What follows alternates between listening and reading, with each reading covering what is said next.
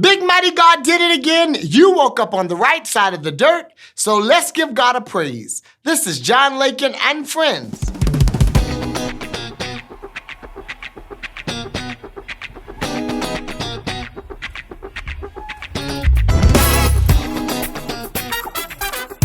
What's up, everybody? This is your boy John Lakin, and welcome to John Lakin and Friends. Welcome to John Lakin and Friends. We're so honored that you decided to worship with us today.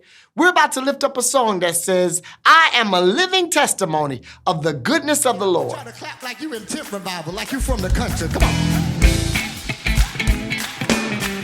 I need some help on this one. Kimberly, come help me on this one. Clap your hands. We about to take a trip. My God. Y'all ready to praise him?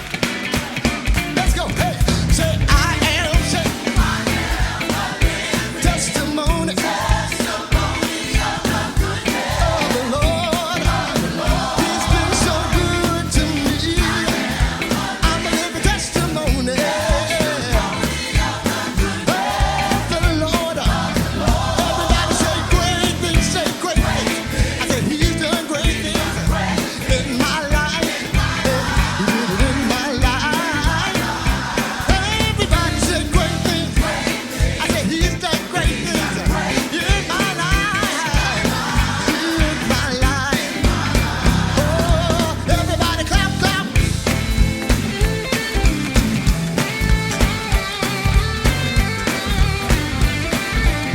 Hey, everybody clap your hands. Hey, my God. Come on, one more time, say it. Everybody, say I am testimony. See of the Lord. Oh, I am living testimony of the goodness of the Lord. Oh, say great things. He's done great things in my life. In my life. Oh, God has done great things in my life. In my life. Oh, but say everybody clap, clap, clap.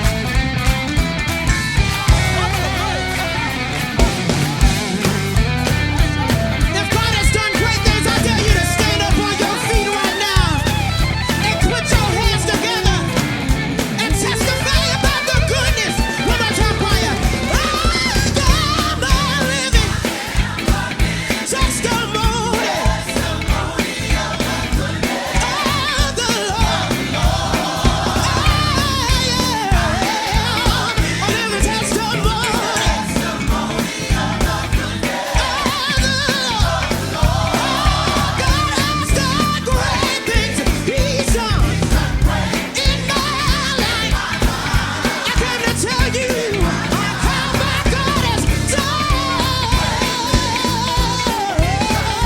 in my life. Oh, in my life. Oh, in my life. Oh, he has done great things in my life. In my life. In my life. In my life. God has done. One day you picked me up. One day you raised me. One day you saved me. One day you rescued me. One day you delivered me. One day he healed me. He's done great things in my life. Oh, you ought to tell somebody. You ought to tell somebody. Oh, you ought to testify. Oh, you ought to testify in my life. In my life. Oh, in my My name is Betty Spells Price. I'm the president and CEO of Carver Construction and Design Incorporated, a general contracting and construction management firm located in the heart of Columbia, South Carolina. Our clients include educational facilities, religious institutions, retail establishments, administrative buildings, and so much more. We specialize in creating beautiful spaces with functionality and community at the heart. As God blesses us, we bless others. Our dream is to make your dream come true. Carver is the one-stop shop for all of your construction needs. Ecclesiastes 4:9 says that two are better than one, for they will have more return for their labor. And if one falls, they have the other to pick them up. When we think about marriage, I think about your favorite fragrance, right? Your favorite fragrance is made up of different elements. So when you become one with your partner, you don't lose the essence of who you are. But the essence of who you are is enhanced by your partner to come together to form that one fragrance. 2 Corinthians 2 talks about us being a sweet savor to God, something that smells good. When you talk about a sweet savor, you're talking about something that's irresistible. And so I would ask you, in your marriage, are you irresistible to your partner? Is the way you behave, the way you speak, the way you think something that your partner wants to be around and be next to? And so that is something you have to think about, is that when you merge yourselves together, is that a sweet savor together? Together, that fragrance smells great in the nostrils of God, because as married couples, marriage is honorable in the sight of the Lord. So our fragrance should always smell great. You are one, but together you enhance what each other has to make your marriage solid and to make it work. And so whenever you smell something, you want it to be a sweet smell. You don't want it to be overpowering or too strong. The worst thing you can have is someone to have a cologne on that smells the room too much. And the other thing that happens is that relates to how you treat your spouse. You have to make sure that your attitude is not overpowering, that the things you say don't beat down, that the things you do don't make the person not feel that they're as special as they are. You have to make your partner comfortable with being in a relationship with you. Remember, two is better than one. Check your fragrance. This has been your motivational moment On John Lakin and Friends. Welcome back to John Lakin and Friends, and let me tell you, we have a real brother and an incredible, probably one of the most distinct voices you will ever hear in your life. I'm talking about accuracy, I'm talking about range, the whole gambit. The boy can sing. My brother, Gene Moore from Houston, Texas. What's going on, my brother? John, just another hot day in Houston, my brother. We're doing triple digits down here, man. But other than the heat, I'm good, man. How you doing? How hot is it in Houston today? Oh, bro, we're in, we're under a heat wave watch right now. It's been triple digits. And the thing that makes Houston heat so brutal is not just the heat, it's the humidity and the heat, bro. Mm-hmm. So if you've never spent the summer in Houston, Texas, all I can say is you want to wait until fall or winter time. Summertime is brutal down here, man. Yes, sir. Yes, sir. And South Carolina can be, I don't know if we got nothing on that Houston heat and humidity. Yeah, y'all don't. But our humidity ain't no joke. So tell us about your upbringing. How did you get started singing in the church? How did your singing take the journey that it did? Wow, man, that's a loaded question. I'll try to answer that as quick as possible. So, okay. Both of my parents are preachers. My dad is a pastor, so I've known church my entire life. Mother was a school teacher. She was also a principal. Very, very heavy in the education system of the Houston Independent School District. But she was also a minister as well. So I mean, I was raised in the house with two ministers. I didn't like to sing in public. I always knew I had the gift, but I was extremely shy, and. Honestly, I just wanted to go to school to get my degree in journalism. So my college degree is actually in radio and television, and my minor is in advertising. And singing was not even an option. It was just something that I did in private, and close friends and family, knew that I could do it. So I didn't start singing publicly until I was around 17 years old, man. Wow. And 17 years old. But as soon as I took that step and started doing it publicly, doors just started opening for me. So my first real professional gig as a background singer was with Kim Burrell. And then it went from, Kim Burrell, I was around 20. I was still in college. And she was the first person on a professional level that I started singing background for. And then it went from Kim Burrell to Israel Houghton, and then it went from Israel to Kirk Franklin. I actually sung with Kirk for 7 years. Wow. And the funny thing about Kirk is that I was really supposed to come in as an alternate. Isaac Curry at the time was still singing with Kirk, but his solo career started to take off and he couldn't do a lot of the dates. And so he said, Kirk, hey man, we need somebody just to come and fill in. So he was like, yo man, I know this kid from Houston, he can come and fill in. So I filled in, and it was only supposed to be a couple of shows, and a couple of shows turned into 7 years, man. That's all right. Yeah, man. And then while I was singing with Kirk, I got a call from Motown Gospel to do a record deal. So I signed with Motown Gospel in 2013. I put my first record out with Motown Gospel in 2017. I put my second record out with them in 2019, which earned me my first Grammy nomination and my first Dove nomination. Wow. And now I'm back in 2023 with an EP, and I decided to go a little more inspirational versus just straight ahead gospel. It was just something I wanted to do creatively. So it's not quite R&B. It's not quite straight ahead gospel. It's just right there in the middle. And I'm actually happy about it. I was a little nervous at first because I didn't really know how people were going to receive it, for the people that have followed my journey. But surprisingly, people have been supportive, man. Oh, listen, I listened to this EP and I don't know if I understand what you mean when you say straight ahead gospel, but you still got the gospel in there, Doc. It is, it's feel good churchy, but it's still got soul. I love the approach. And so I can tell just by listening to the EP, that you've been exposed to so many different styles of music. And now we got to first rep your city. Coming from Houston, Texas, everybody in Houston can sing. Literally, Kim Burrell is from there.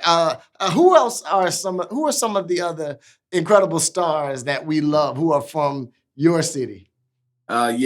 Kim Burrell, Yolanda Adams, the Walls Group, Zacardi Cortez, Brian Courtney Wilson, Kathy Taylor, all Houston. Matter of fact, Paul Jones, the late great Paul Jones. I won't complain. Yeah, I won't complain. Houston, Texas. Oh my! Listen, that's unfair for y'all to have that kind. There's something in the water down there, so that's incredible. But Dallas may want to rival me on that because there's a lot of talent out of Dallas too. See, Dallas and Houston, about it. Yeah, we've always had this friendly rivalry, man, and so of course. Dallas got Kirk Franklin. Dallas got T.D. Jakes. You know what I'm saying? Dallas got Myron Butler. You know what I'm saying? Yeah, so, that's true. Yeah. That's true.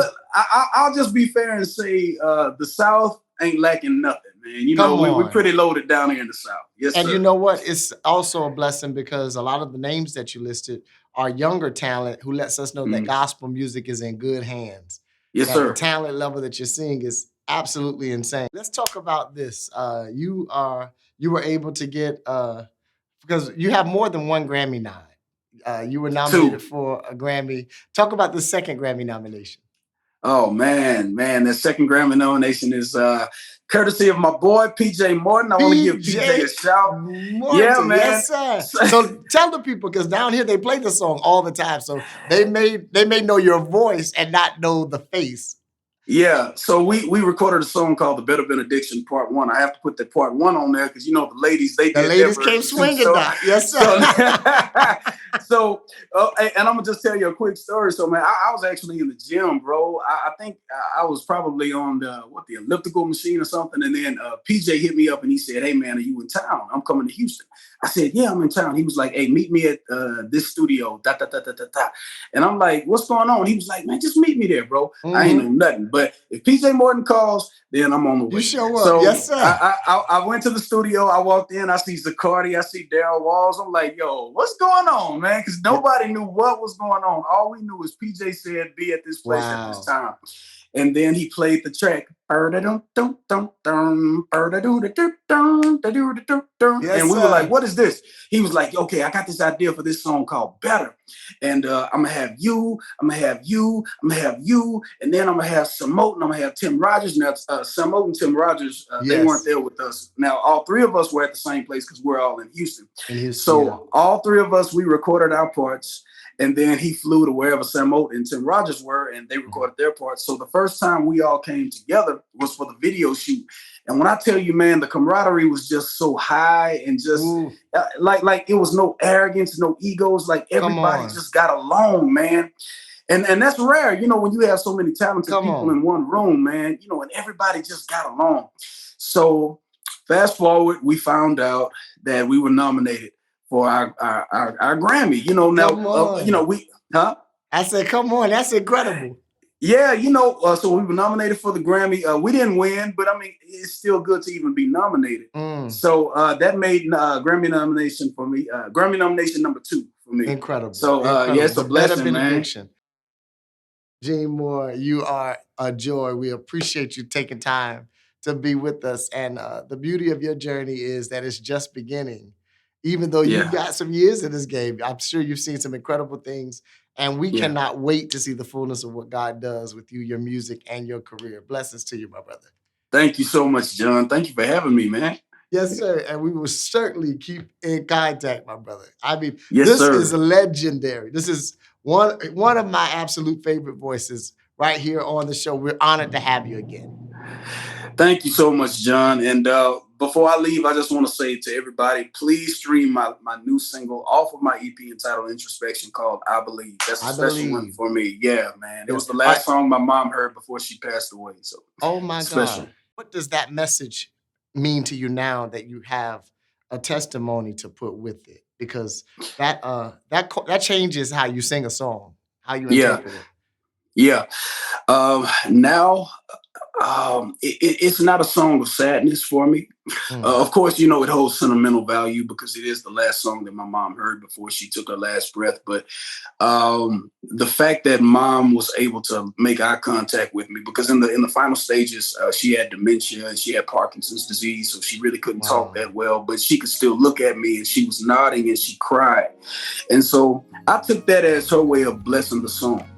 And so when I sing the song now, I don't think sadness, I think grace, man. Wow. Because, we talk about grace, we preach about it, we read about it, but it's nothing like actually having to live out grace and know that the grace of God is so sufficient. Man, I'm going to tell you something, John, it's so sufficient, you can't even articulate it. It fills any kind of void. It will soothe any kind of pain. It will supply any kind of need. The grace of God really is sufficient for anything that you're going through. And so, when I sing I Believe, I'm singing about the grace to know that I have experienced grief. I've experienced death, but God's grace has kept me, man. Wow. Oh, my God. Gene Moore, everybody. Again, thank you so much for being here with us. There's so much more to come after this on John Lakin and Friends. Hello, everybody. I am Pastor Shanell Kalu of Agape Church. And I'm Pastor Kalu. We are excited and gearing up for 30 years of ministry. Look what God has done. We cannot wait to have you come out with us and enjoy this time of fellowship. On Friday night, July 7th at 7:00 p.m., we will have guest speaker Bishop S.Y. Younger from Ramp Church in Virginia. And on Sunday morning, we will conclude the whole matter with Evangelist Jacqueline Carr during our 11 a.m. service. We will be at 201 Plumbers Road, Columbia, South Carolina, 29203. We cannot wait to see you come and fellowship with us. You don't want to miss this event because the Lord is definitely going to meet us there. All roads lead to Agape Church, 201 Plumbers Road, July 7th and July 9th.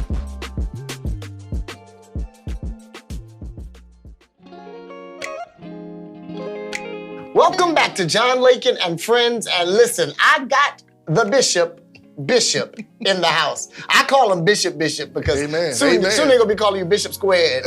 Bishop. I have the Honorable Pastor Aaron Bishop with us today. How are you doing, my brother? I'm doing good, my brother. Always a pleasure to be on one of my favorite shows in all of the land. Oh, but let me tell you, so that you all know, we have been having some powerful conversations leading up to this. I said, look, we got to hurry up and get started so the people can hear what is in this man of God's heart. So literally, God has given you this book that you have released in the earth at this time to have a message for his people.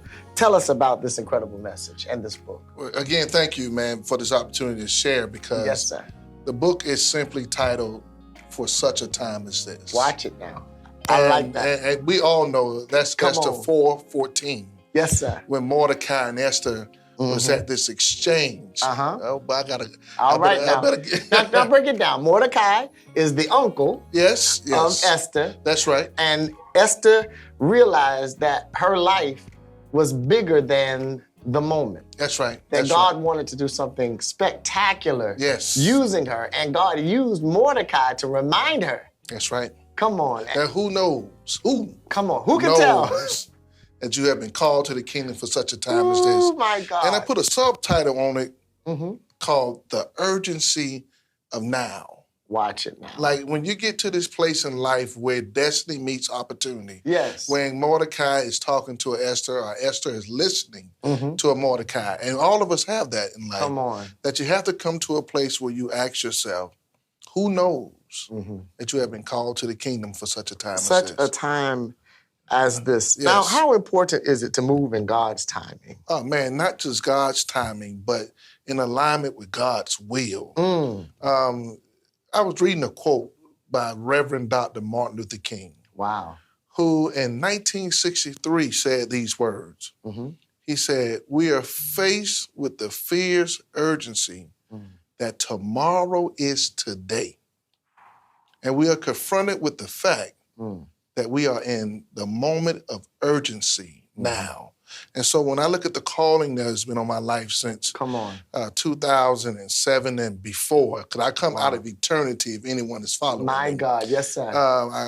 And when I know that before I was formed in my mother's That's womb, what the word says. that he asked the question, who knows that you have been called to the kingdom For such a time All as right this? now. It marries with what Martin said. The urgency of now is that tomorrow is today. And that's 60 years ago, John.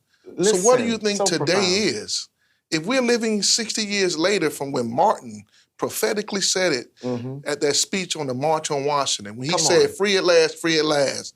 Thank God Almighty, we're free at last. I have a dream. He prophetically said that the urgency of now was in 1963. That means now 2023. Wow. It's not only praying time, Come on. but it's time to let the faith meet the works. Wow. You were telling me earlier about affirmation and a confirmation that your father would always pronounce over you. And I know you already know what it is to grow up and to be standing on incredible shoulders. Yes. Would you just share with the people what you shared earlier, because it was so powerful? You know, when you come into an exchange of life where God is allowing you to get that renewed relationship or a new commission. Every stage in my life when my dad was releasing me, like I'm about to release this book. Come on. He would say these words. He says, "May the grass rise up to meet you. My God. May the sun always shine on your face." And when he always said these one words, which was confirmation, and may the wind always be at your back. And it would draw tears to my face because I knew God was releasing me to do something great. And I feel that in this place right now. I feel that in this moment. I feel that we're in that space that I'm in right now, that God is releasing me to do a new thing. Oh, my God. Now, behold, old things are passed away. Come on. And God is doing all a new things thing. are new. Yes. And the beauty of it is that your yes can transform your entire family. Yes. See, their lives depending on your yes. You know, when you say yes to Jesus, you don't know the extent of what God wants to do in your lineage. I tell you, it's so beautiful in this discovery of, Dr. Aaron Bishop, that this book, For Such a Time as This, has told me that I'm not tired yet. I hear you. I got miles before we can sleep. It's a work that still must be done. And you gave a lot of confirmation before these cameras turn on that it's going to be a sweatless victory. It's going to be a work that only his hand can do. It is going to And work. I'm so thankful that me and my wife are with this Rare Leaders program and project, that we're going to make leaders become transformational leaders, not only with prayer and fasting, but training and development. Yes, and see, okay, go ahead. I was literally going to say, I heard someone say this weekend that you get rid of fear by replacing it with information. Yes. And so what you're doing is you're giving these transformational leaders the information and the wherewithal for them to be able to represent a model that has already worked, because we've seen the excellence of what God has done with your ministry. All of that is in Esther. Yes, sir. The book of Esther. Come on. And so when you read it and you have the Bible in one hand, and you have this book called For Such a Time as This, Come on. you're going to see the framework of the Lord throughout it that shows you that your yes is going to lead you to more yeses or more opportunities. Because it's all about one of the chapters in my book called alignment. Now, I want to talk about alignment for a second. All right now. Alignment, becoming aligned after you have become aware, allows you to do something that eyes haven't seen. Yes, sir. Ears haven't heard. Because when you do something that people have done out of fear, come on, fear leads to this growth opportunity. Wow. See, fear is literally in the back of your mind because you deal with things that you've been programmed to believe. Yes. Those monsters are not really that big. They're not even real. Yes, that's the truth. Because fear is an acronym for false evidence appearing real. Yes, sir. But it also says face everything and rise. And rise. I like it. I like it. I like it. And I don't want you to give away no more chapters because they need to go and get this book and support. Let me tell you, there's so much creativity we have right here in the Carolinas. And if it's going to be a top seller, it will be because the community decides to get behind it. So where can we find this incredible book for such a time as this? Well, you can go to Bishop Speaks, bishopspeaks.com and order your copy and we'll get it to you. Or you can go to a local bookstore. You know, you grow where you sow. You sow and then you grow. There is a bookstore called All Good Bookstore. Off of Hardin Street. Right down there. And they have my book there. And also, for those who are from a distance, it'll be in Barnes & Noble soon enough. Wow. But you also can get the Kindle version. All right. Off of Amazon. Okay. And we're doing some great work. So just follow us on bishopspeaks.com and we'll get your book to you. This has been so much fun with my real brother. I mean, I'm telling you, I could not be more proud of my big brother, Dr. Bishop, my God. There is so much more to come after this on John Lakin and Friends. Good morning, everybody. My name's John Lakin. I just wanted to ask y'all to go subscribe to my Uncle John's YouTube channel, hit that notification bell so y'all can get notified whenever a video is posted. And also, make sure you visit his website at www.johnlakin.com. My name's John Lakin, and I'm here with John Lakin and Friends. Indeed. Welcome back to John Lakin and Friends. We're about to get out of here, but before we do, I got a few people I want to acknowledge. Number one, I want to acknowledge my godmother, Miss Dot Price. Dot, we love you so much and we're praying for a speedy recovery for you. I also want to send love to Harold Brooker and the CBJs at Brookland Baptist Church. Listen, we love you all and we're so proud of all of the work that you're doing. And to those of you that are surviving the struggle, remember that God will get in it with you. Have an incredible Sunday.